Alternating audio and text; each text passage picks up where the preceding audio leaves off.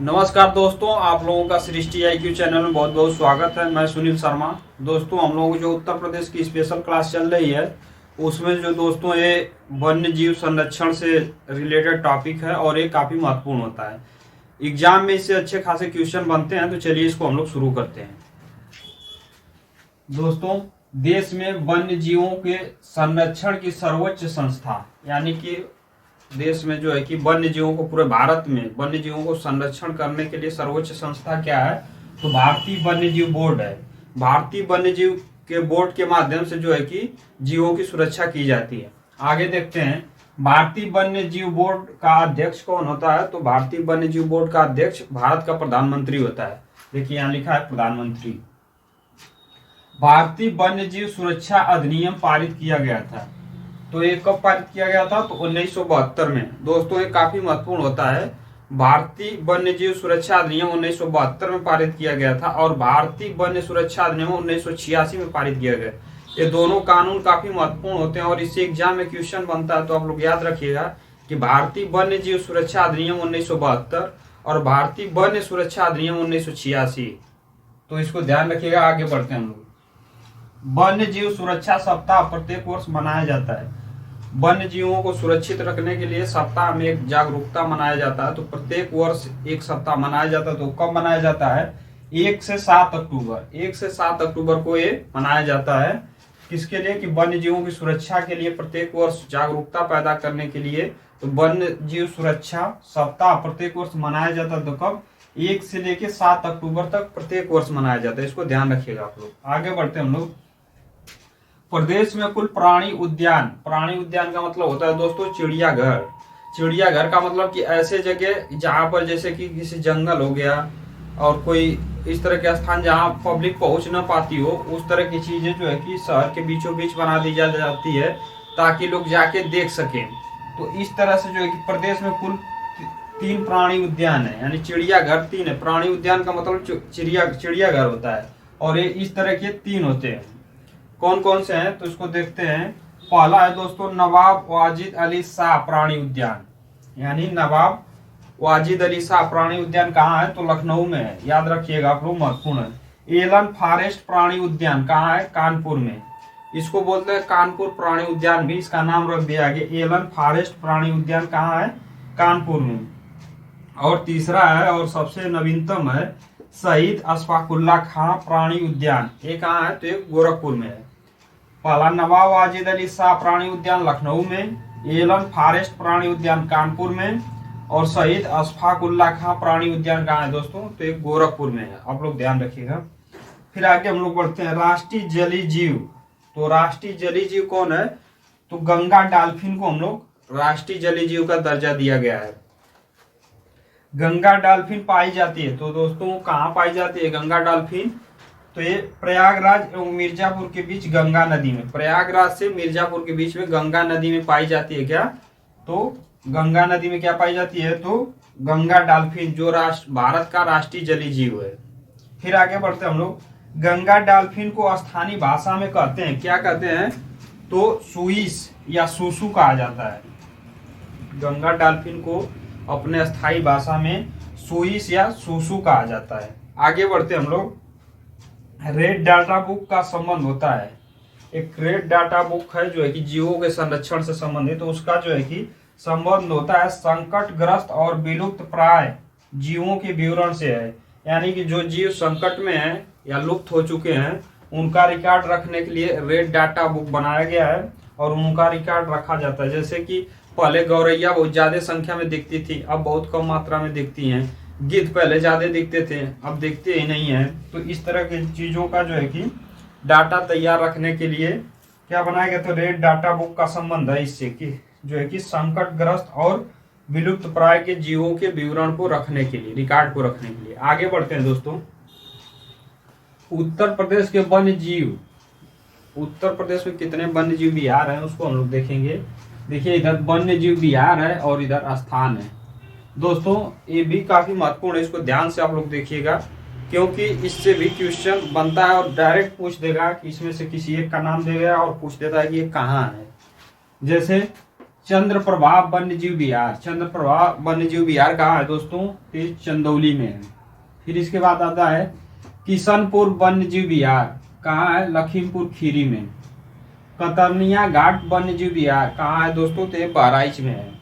फिर इसके बाद रानीपुर वन्यजीव विहार बांदा और चित्रकूट दोनों जिलों में है, बांदा और चित्रकूट में।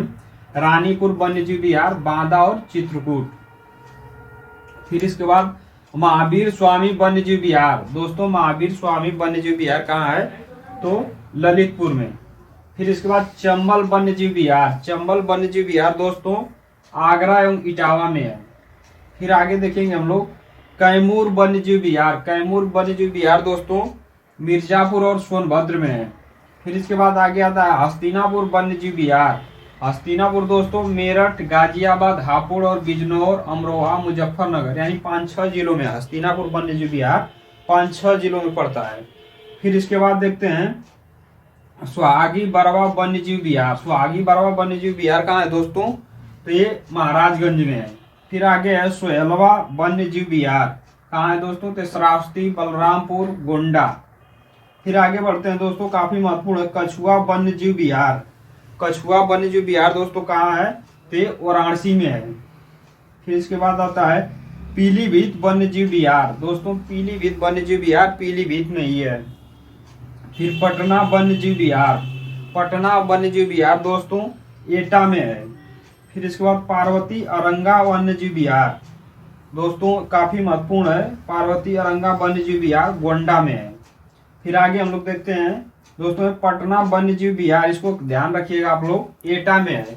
नाम रख दिया है पटना तो लोग समझते हैं कि पटना का मतलब कि पटना में होगा, लेकिन नहीं, इसका नाम पटना वन्यजीव विहार है और ये एटा जिले, उत्तर प्रदेश के एटा जिले में पड़ता है।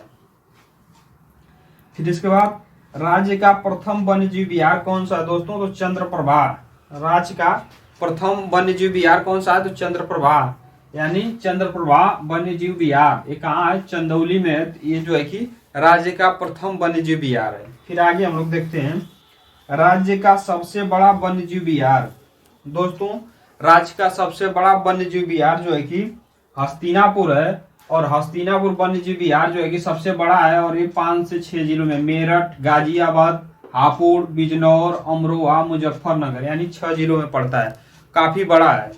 फिर इसके बाद सबसे छोटा वन्यजीव विहार महावीर स्वामी, दोस्तों महावीर स्वामी वन्यजीव विहार ललितपुर में है और उत्तर प्रदेश का सबसे छोटा वन्यजीव विहार है। तो इस तरह से दोस्तों आज हम लोगों ने देश में वन्य जीवों के संरक्षण से सर्वोच्च संस्था से लेकर और वन्य जीव विहार तक हम लोगों ने देखा है। हम लोग देखेंगे उत्तर प्रदेश के पश्चिम वन्य जीव विहार। अब तक हम लोगों ने जो है कि वन्य जीव विहार देखा है, लेकिन अब देखेंगे उत्तर प्रदेश के पश्चिम वन्य जीव विहार। इधर है पश्चिम वन्य जीव विहार और इधर स्थान है, किस स्थान पर है वो। तो सबसे पहले हम लोग देखेंगे चंद्रशेखर आजाद पक्षी विहार, कहाँ है? तो दोस्तों ये उन्नाव में है। इसका पहले नाम था नवाबगंज पक्षी विहार। नवाबगंज पक्षी विहार कहाँ था? तो ये उन्नाव में था। अब इसका नाम बदल के चंद्रशेखर आजाद पक्षी विहार कर दिया गया। कहाँ है? उन्नाव में। फिर इसके बाद समसपुर पक्षी विहार कहाँ है दोस्तों? तो ये रायबरेली में। समसपुर पक्षी विहार रायबरेली। फिर इसके बाद लाख बहोसी पक्षी विहार, दोस्तों लाख बहोसी पक्षी विहार जो है कि कन्नौज में है। फिर इसके बाद सांडी पक्षी विहार, सांडी पक्षी विहार दोस्तों हरदोई में है, यानी सांडी पक्षी विहार हरदोई। फिर बखीरा पक्षी विहार, बखीरा पक्षी विहार दोस्तों संत कबीर नगर, बखीरा पक्षी विहार संत कबीर नगर। ओखला पक्षी विहार, ओखला पक्षी विहार दोस्तों गाजियाबाद और गौतम बुद्ध नगर दोनों जिलों में पड़ता है। गौतम बुद्ध नगर का मतलब नोएडा, गौतम बुद्ध नगर का मुख्यालय नोएडा में, ख्याल रखिएगा आप लोग। तो ओखला पक्षी विहार गाजियाबाद और गौतम बुद्ध नगर। इसके बाद समन या समान पक्षी विहार, समन या समान पक्षी विहार दोस्तों कहाँ है? तो मैनपुरी में। फिर इसके बाद विजय सागर पक्षी विहार, विजय सागर पक्षी विहार दोस्तों महोबा और हमीरपुर दोनों जिलों में पड़ता है, ध्यान रखिएगा।